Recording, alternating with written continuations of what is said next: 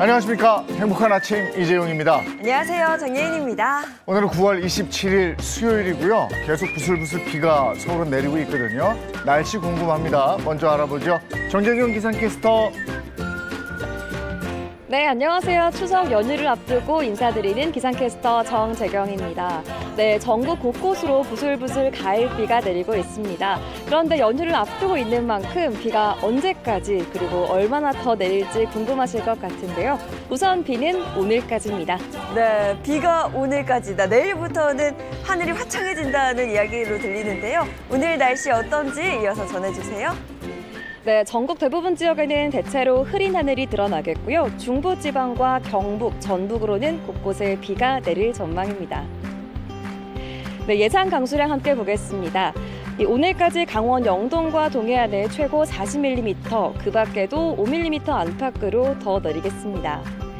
오늘 비와 안개로 시야가 답답합니다. 출근길 안전사고에 유의해 주시길 바랍니다. 현재 기온 살펴보겠습니다. 서울은 20도, 대전은 20.9도, 부산은 22.4도를 가리키고 있습니다. 오늘 낮도 선선한데요. 서울이 한낮에 25도, 대전 25도, 대구는 27도까지 오르겠습니다.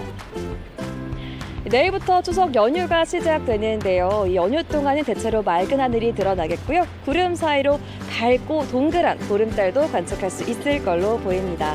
다만 큰 일교차를 염두에 두시면 좋겠습니다. 지금까지 날씨였습니다.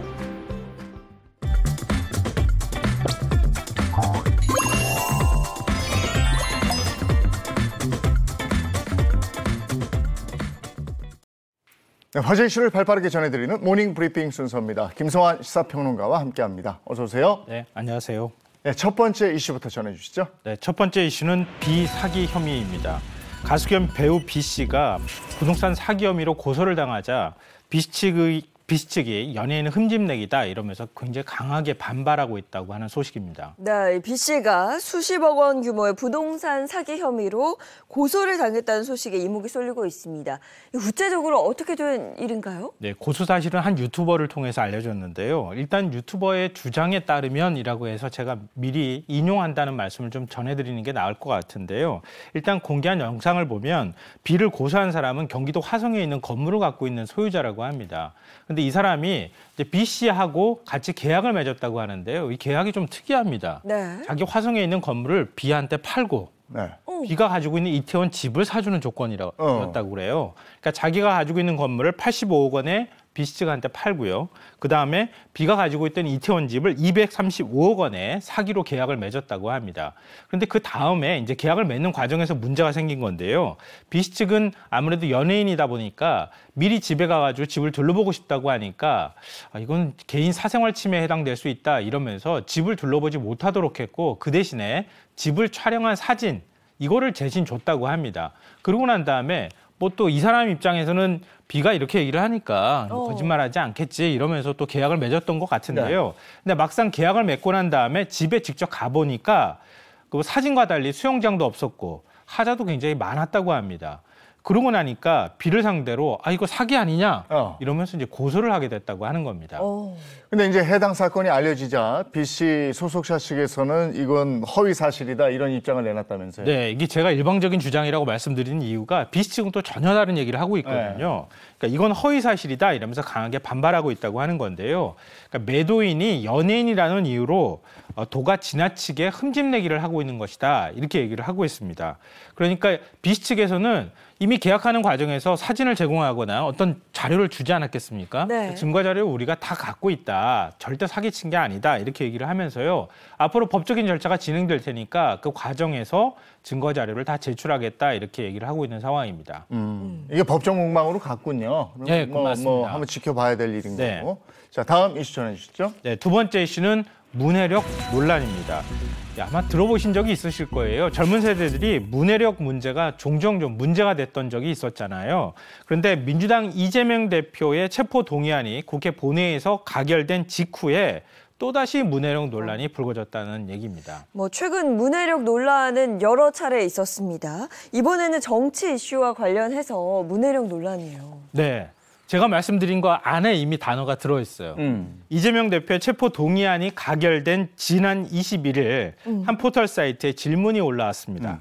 체포 동의안이 가결됐다고 하던데 가결이 뜻이 뭐예요? 이렇게 올린 거예요. 네. 또 다른 포털 사이트에서는 관련 기사 아래 함께 찾은 검색어 목록에요. 가결 뜻, 부결 뜻 이런 의미를 묻는 검색어가 함께 따라서 올라와 있었다고 합니다.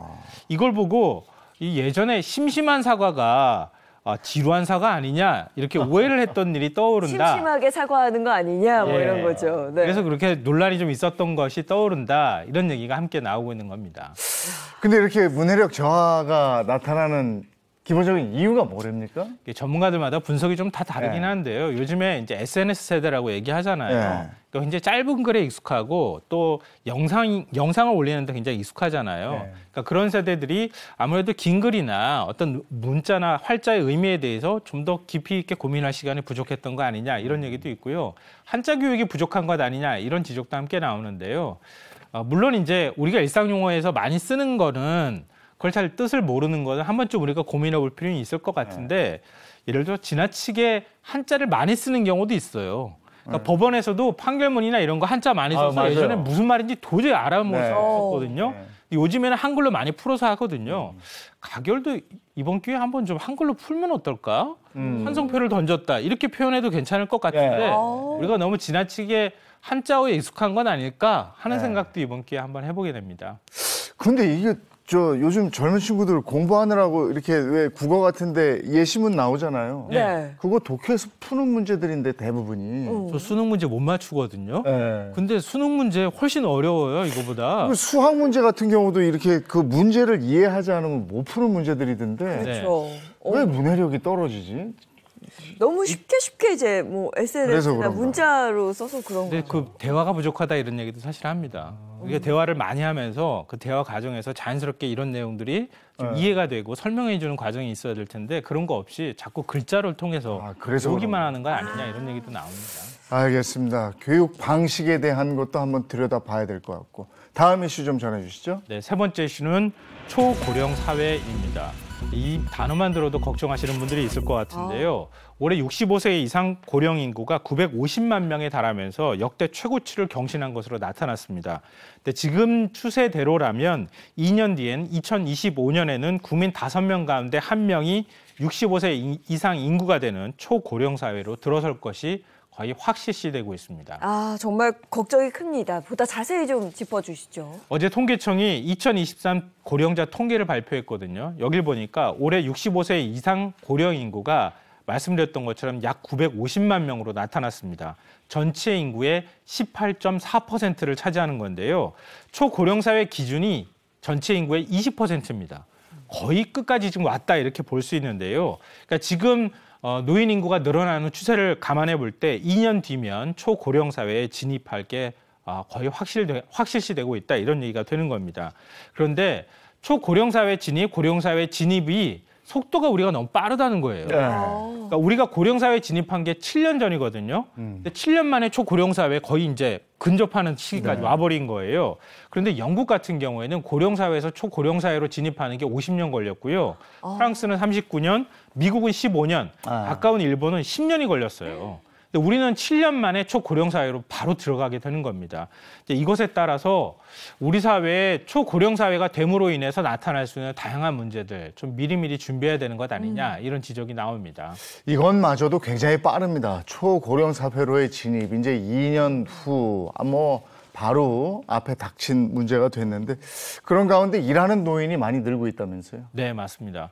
그러니까 저도 나이를 계산해 보게 되더라고요. 이 소식 듣고 난 다음에 2035년이면 65세 이상 인구가 30%가 되고요. 2050년이면 40%가 되거든요. 그러니까 길 가다 만나는 사람의 거의 절반 가까이가 다 노인이 된다는 예의가 되는 겁니다.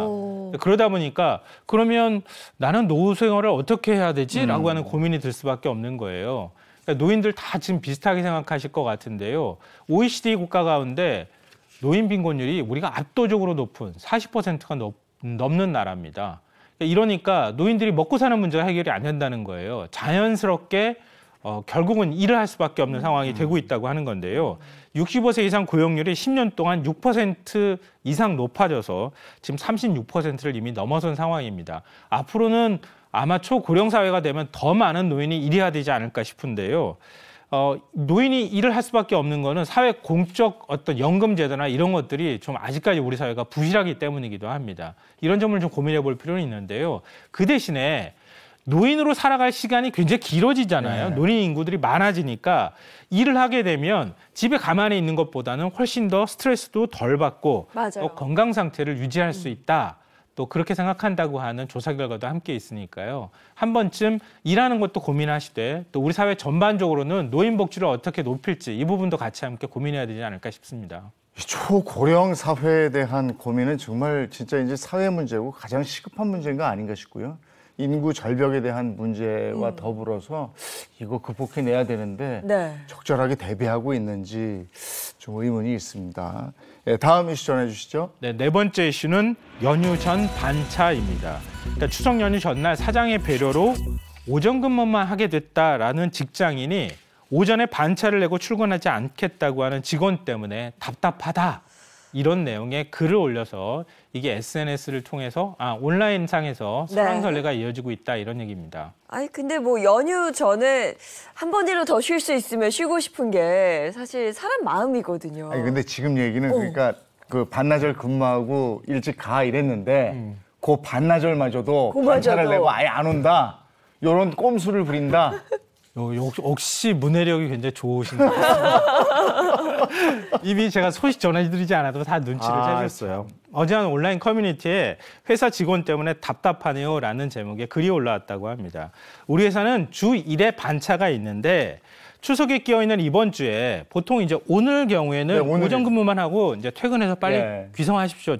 고향 집에 가십시오. 이러는 회사들이 많잖아요. 이 회사 사장님도 그렇게 하라고 했던 모양이에요. 그러니까 오전 근무만 하라고 퇴근을 하라고 했는데 그러니까 한 직원이 그렇게 했다는 거예요.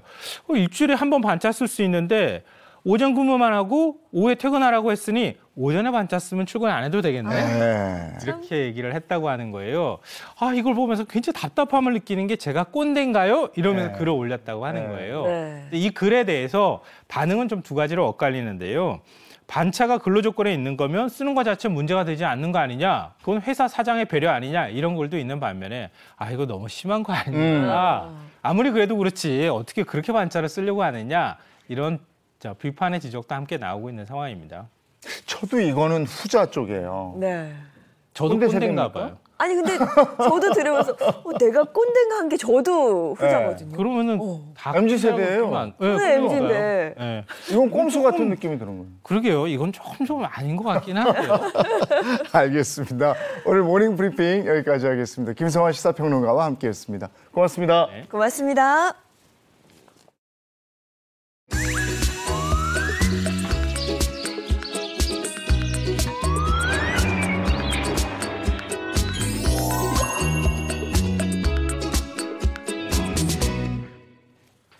여러분 수원에 가보셨습니까? 아마 대부분 가보셨을 거예요. 가봤죠. 뭐가 생각나세요?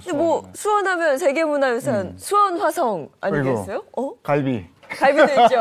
왕갈비. 네. 예, 수원이 뭐 볼 것도 많고 뭐 여러 가지 갈 곳도 많고 막 이렇던데 친환경 생태 문화 도시로 거듭나고 있는 수원 저와 함께 가보시죠. 경기도 제1의 수부도시. 정조대왕의 효심과 정약용의 지혜가 담긴 세계 문화유산이 있는 곳. 오늘은 자연과 사람이 조화를 이루고 도심 속 그린 라이프를 실현하는 수원 특례시를 찾아가 봅니다.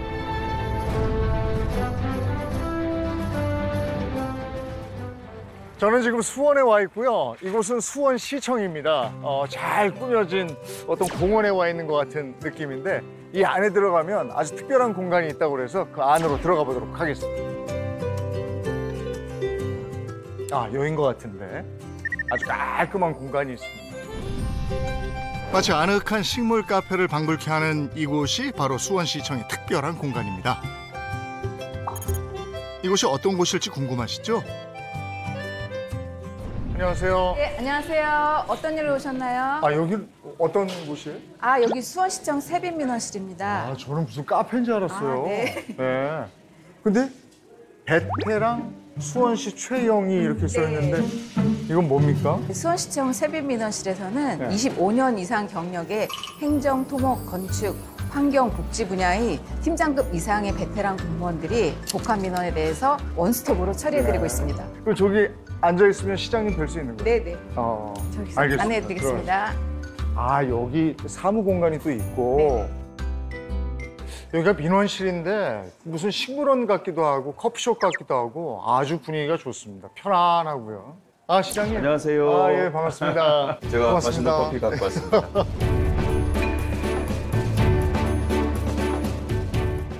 아니, 여기가 너무 편안해요. 카페 같기도 하고 식물원 같죠? 네. 멋지게 만들었습니다. 민원인들도 참 편해하시죠? 들어와서 이렇게 환경이 네. 좋은가 하고 깜짝 놀래요. 시청에 오시면 이 부서 가라 저 부서 가라 내 일이 아니다 이렇게 핑퐁 게임을 많이 합니다. 왔다 갔다 했죠. 그래가지고 얼마나 많은 화를 저도 많은 그런 경험이 있는데 그런 경험을 싹 없앴어요. 네. 오시면 25년 이상의 베테랑 공무원들이 직접 상담해주고 이분들이 부서를 돌아다닙니다. 그러니까 민원인이 여기서 차 한잔 드시면서 편안하게 음악 들으면서 계시면 민원이 잘 해결되는 그런 구조로 혁신 민원실을 만들었어요. 예. 근데 제가 직업이 아나운서인데 어. 목소리가 시장님이 더 좋으신데 이거 어떻게 됩니까? 무슨 방송 하셨습니까? 옛날에? 방송했죠. 집안에서. 아니 근데 민원인들도 직접 만나서 시장님 뵈면 편안한 느낌으로 좋겠어요. 근데 이렇게 민원인들이 찾아와서 좋은 공간에서 민원을 해결할 수 있고 또 하나는 시장님이 직접 찾아가는 민원이 있다면서요? 그거는 이제 현장의 민원들이 굉장히 많잖아요. 네. 그래서 중복이 되거나 굉장히 어렵다고 하는 것은 버스를 타고 직접 현장에 가서 즉문즉답을 합니다. 바로 질문 주면 바로 답을 하니까 민원인들 너무 좋아해요. 네. 그래서 일주일에 한두 번 정도 우리 버스 타고 현장 시장실로 현장에 가고 있습니다. 우리 방송으로 치면 현장 스튜디오라고 맞습니다. 예전에 그런 게 있었는데 맞습니다. 딱 그겁니다. 아 바로 그거네요. 예. 수원시 오셨는데 제가 또 자랑할 게 또 네. 있어요. 최근에 만든 어플, 재밌는 어플입니다. 일명 세비톡톡. 여기 들어가시면 우리 시민들이 직접 정책도 제안하고 토론도 하고 심지어는 투표도 해요. 아이디어를 제안하면 직접 실행이 되니까 네. 여기에 아이디어를 내는 분들도 참 기분이 좋겠어요. 어플 통해서 지금 정책화되는 게 50여 개가 지금 검토되고 그래요? 있고요. 실현 단계에 있는 것도 있으니까요. 네. 이런 게 쌓이고 그러면 더 관심을 가질 거고 네. 몇 인 이상 되면 인센티브도 줘요. 네. 커피 쿠폰 또 조금 더 쌓이면 지역화폐로도 전환시켜줍니다. 내 아이디어가 정책에 직접 실현되는 모습을 보면 참 기분들 좋겠네요. 그럼요. 오늘 좋은 장소로 불러주셔서 정말 고맙습니다. 감사합니다. 네, 이제 수원을 한번 다녀볼까요? 다음 행선지는 수원의 신흥 핫플레이스 행리단 길입니다. 행궁동 일대는 2000년대 중반까지만 해도 신도심 개발과 문화유산 보호 규제로 인해서 점차 낙후돼 가고 있었는데요. 지난 2013년 한 달간 차 없는 거리 축제를 성공적으로 개최해 세계적인 주목을 받았고요. 미래 도시재생과 생태교통의 롤 모델이 되었다고 합니다. 제가 10년 전 부시장 시절에 여기를 전격, 옛날엔 점집들이었고요. 여기가 문화재 보호구역이니까 증개축도 어렵고 막 그러다 보니까 쇠퇴하기 일보 직전인데 한 달 동안 차 없는 마을을 해봅시다. 생태교통 페스티벌이라는 이름으로 한 달 동안 하자 그러니까 주민들이 계속 반대를 해서 제가 여기 와서 직접 살았어요. 저녁마다 막걸리 먹으면서 설득을 해서 도시 재생을 시켜드리겠습니다. 라고 해서 만들어진 길입니다. 지금은 주민들이 만족하겠네요. 땅값도 많이 오르고. 많이 올랐죠. 그리고 주민들이 많이 노력도 하셨어요. 상인연합회가 조직이 돼서 여기 이제 상을 서로 협력해 나가는데 먹거리, 막거리 이런 게 많이 있으니까 굉장히 활성화됐죠. 그러면 10주년 때도 이렇게 차 없는 거리를 차 없이 하고 다시 한번 체험해 봅시다. 차를 없애는 게 얼마나 우리가 행복한 삶이고 또 기후 위기에 대응하는 얼마나 멋진 정책입니다라고 이렇게 다시 한번 시민들과 소통을 해보려고 그래요. 과거와 현재, 미래를 잇는 행리단길은 주민들이 자발적으로 나서 노후주택을 수리하고 낡은 담벼락에 벽화를 그려 탄생시킨 벽화마을이 자리 잡고 있는데요. 동네를 사랑하는 시민들의 노력이 녹아있는 것 같아 마음이 훈훈해집니다. 행리단길을 걷던 중에 시선을 사로잡은 곳이 있었는데 바로 제로 웨이스트 공방입니다. 안녕하세요. 네, 안녕하세요. 네. 어서 오세요. 아니, 여기는 어떤 공간이에요? 여기는요, 지구를 사랑하시는 분들이 모이는 공간이고요. 여기에 입점하신 작가님들도 친환경적인 거나 내지는 버려지는 것들을 활용해서 만드시는 분들이 많습니다. 친환경과 함께 화두로 떠오른 제로 웨이스트. 쓰레기 배출을 제로에 가깝게 최소화하자는 취지의 자연보호 활동 중 하나인데요. 제로 웨이스트 문화가 확산된 이후 친환경 상품 소비 인구가 늘고 있다고 합니다. 개인의 노력으로 환경을 보호할 수 있다니 적극 참여해야겠죠. 저희도 뭘 좀 만들어 볼 수 있을까요? 네, 오늘은요, 아주 가볍게 하시는 체험을 한번 해보실 거고요. 사모님을 사랑하신다면 사모님을 위한 체험도 하나 준비했습니다. 무조건 사랑해야 된다. 자리를 좀 옮겨야 네, 됩니까? 저쪽으로. 네. 공방에서 진행하는 제로 웨이스트 체험에 참여해봤습니다. 오늘 하실 체험은요, 환경 낙서라고 저는 얘기하거든요. 뭐냐면 제가 이렇게 수첩을 드리잖아요. 여기다가 내가 생각하는 환경에 대한 이런 단어들이나 문장들을 이렇게 한번 써보시는 거예요. 여기다가? 네. 근데 오늘 이제 사모님도 생각해 보시라는 차원에서 그것도 행잉을 하시면 그것도 괜찮을 것 같아서 그 문구도 한번 생각해 보시고 써보시면 좋겠습니다. 결혼한 이후로 처음으로 갑자기 생각이 안 나. 늘 얘기하던 늘 생각하는 용어로 갑자기 단어로 경직되면. 네네. 이참에 한번 고백 다시 한번 해보는 것도 괜찮지 않을까요? 그 좋은 아이디어. 네네. 오랜만에 학창시절 미술 시간으로 돌아간 것 같기도 하고 참 어색하면서도 즐겁더라고요.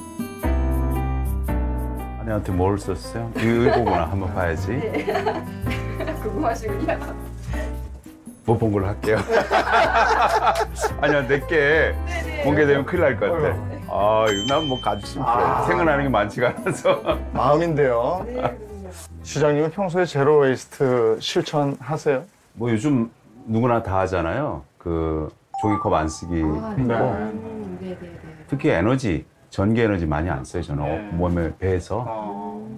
우리가 삶이 조금씩만 변하면 지구 고쳐질 수 있어요. 훌륭하세요. 네. 아니 저도 보니까 일부러 걸을 때는 하루에 10,000보 걷는 게 만만치 않아요. 근데 대중교통 타고 돌아다니면 하루에 10,000보 걷는 거 겁드나거든요. 그게 제일 좋은 운동이래요. 아 이것도 오늘 뜻하지 않은 선물. 뭐 요즘 뭐 잘못한 거 있어 그럴 것 같아요. 다음 행선지는 도심 속 자연 수원 특례시의 생태 랜드마크 1월 수목원입니다.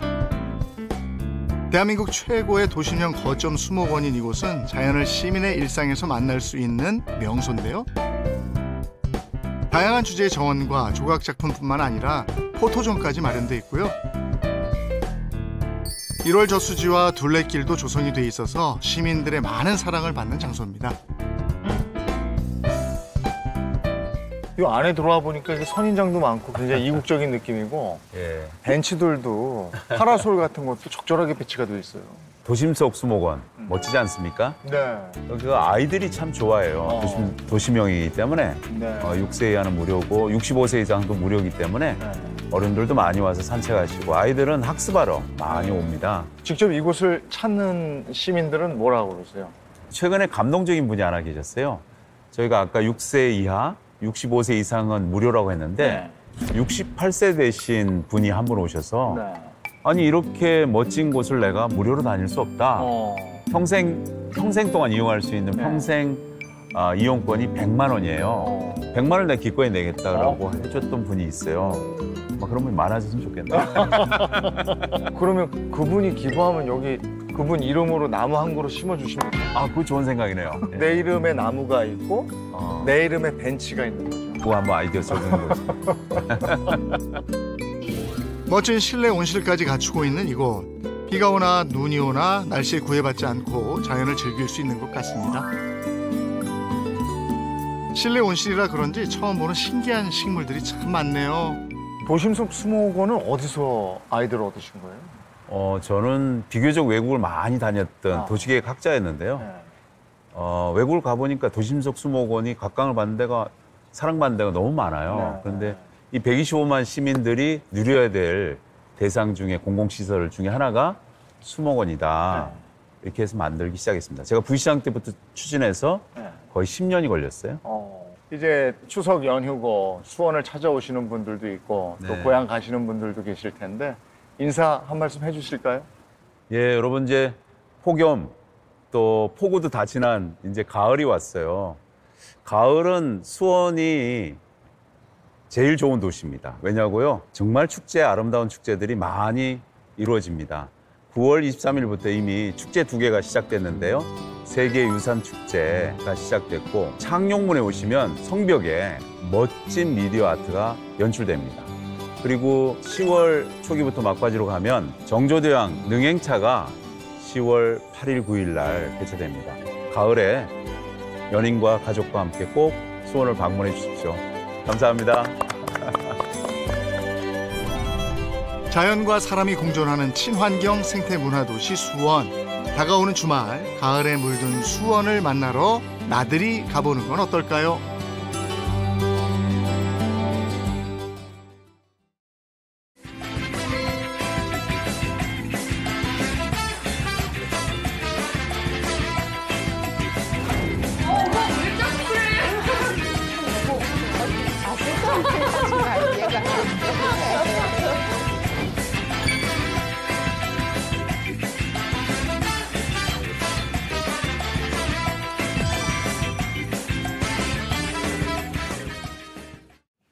이미 화면으로 나왔네. 반가운 스타들의 인생 얘기를 들어보는 스타 초대석 시간입니다. 네, 오늘 스타 초대석에서 함께할 손님은요. 사랑의 국경이 어딨어? 한국에서 반쪽 찾은 분들입니다. 한국 거주 3년 차부터 내일 모레면 20년 차가 되는 분까지 한국인보다 더 한국인 같은 대한 외국인 며느리 3인을 모셨습니다. 자, 크리스티나 씨, 고미호 씨, 니다 씨입니다. 어서 오세요. 어서 오세요. 반갑습니다. 네, 반갑습니다. 그리고 오늘 함께해 주실 홍정선 최정아 기자. 어서 오세요. 안녕하세요. 안녕하세요. 반갑습니다. 네, 평상시에는 제가 연예계 팩트 사냥꾼이지만 오늘은 예비 시어머니 그런 입장으로 나왔습니다. 네, 안녕하세요. 원래는 미남 전문 기자지만 또 제가 소시적 레오나르도 디카프리오처럼 이렇게 잘생긴 이 외국인과 그 국제 결혼을 꿈꿨던 그 사람으로서 오늘 또 대표해서 나와봤습니다. 안녕하세요. 네, 아유, 두 분 반갑습니다. 자, 오늘 함께할 분들 소개해 드릴 텐데요. 가장 먼저 소개해 드릴 분은요. 목소리가 명함이고요. 그죠? 목소리가 지문이라고 합니다. 크리스티나 씨 모셨습니다. 반갑습니다. 어서 오세요. 반가워요. 네. 여러분 안녕하세요. 세계에서 왔는 딱지 며느리 크리스티나예요. 반갑습니다. 야, 이제 나이도 띠로 소개하잖아. 그렇죠. 이제 나이 많이 먹었어요. 20년 차, 20년 차. 그러면 고미호 씨하고 니다 씨는 뭐예요? 무슨 띠예요? 저 알아요? 말띠예요. 말띠예요? 네. 저는 뱀띠예요. 아, 뱀띠예요. 그러면 고미호 씨는 1990년생. 오, 진짜 저도 아, 그죠? 아세요? 네, 맞아요. 그러면 니다 씨는 2001년생인가 봐. 네. 맞습니다. 아, 기분 나쁘다, 갑자기. 속이 상해요. 예비 시어머니 맞네요. 우리 아들 나이네, 아들 나이. 그래, 닥터 크리스티나 씨는 요즘 어떻게 살고 계세요? 딱처럼 꼭꼭꼭꼭꼭 바쁘게 지내요. 제가 원래 바쁘게 사는 거 좋아서 아침에 일찍 일어나고 네. 한국에서 미국에 있는 온라인 고등학교에서 제가 영어로 이태리하고 프랑스 가르쳐요. 복잡해요, 저도요. 아니 근데 그 목소리 특이한 목소리뿐 아니라 그 독특한 말투, 귀여움 이건 여전하시네요. 딱지 며느리예요. 막 이런 거 상대도 못 내겠네요. 너무 근데 난 귀여워요. 참 부럽다. 지금 4개국어를 하는 거잖아. 그러니까 더 하시는 거 아니에요? 에? 한국어, 영어, 프랑스어, 이탈리아어 또 뭐 있을까요? 아유, 없어요. 야, 4개 나라 말. 그러니까. 근데 어느 사람 얘기하니까 다 복잡해요. 지금 무서워로 해야 되는지 모르겠어요. 헷갈려요. 야, 근데 이렇게 말씀도 재밌게 하잖아요. 네. 완벽하게 한다는 게 그러니까. 진짜 대단합니다. 네. 자, 그리고 다음은 러시아 때 고미호 씨인데요. 어서 오세요. 반갑습니다. 안녕하세요. 한국 생활 10년 차, 결혼 9년 차, 아기 엄마 고미호입니다. 반갑습니다. 네, 고미호 씨는 어떻게 지내십니까? 저 땀 흘리면서 육아하고 있어요. 아. 네, 아들이 3살이 돼 보니까 갔다 왔다 가만히 안 있어요. 계속 넘어질라 하고 뭐 하고 진짜 하루 종일 왔다 갔다 해요, 저도. 야. 바쁘게 했어요. 아프게. 3살이면 힘들겠다. 그러네. 네, 고미호 씨 이 근황에 대해서 제가 조금 준비를 해봤는데 일단 고미호 씨 같은 경우에는 아주 다양한 분야에서 활동하고 있는 방송인입니다. 그리고 이 러시아와 한국인 부부의 이야기를 담은 이 뭔가 컨텐츠를 만들고 있는 너튜브를 또 하고 있는데요. 구독자가요. 너무 부럽습니다, 여러분. 25만 명이 넘어요. 축하드립니다. 이야, 엄청난 컨텐츠 주입니다.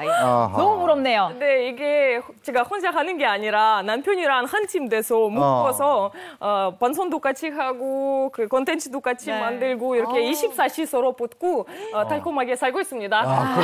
대단해요. 그렇게 열심히 하는 와중에 3살 아이는 왔다 갔다. 근데 이것도 다 콘텐츠로 잡혀요. 어쩔 수 없어요.